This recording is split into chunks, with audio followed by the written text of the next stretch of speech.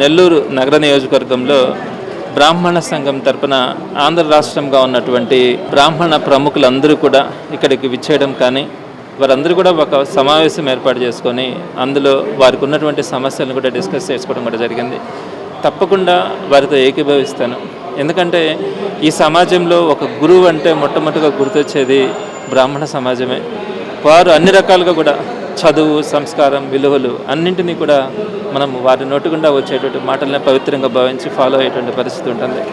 మరి అలాంటి వారు ఈరోజు పేదరికంతో చాలామంది ఇబ్బందులు పడడం కానీ అలానే రకరకాలైనటువంటి అవమానాలతో వారు ఈరోజు ఇబ్బందులు పడుతున్నటువంటి పరిస్థితిని మనం చూస్తూ ఉన్నాం.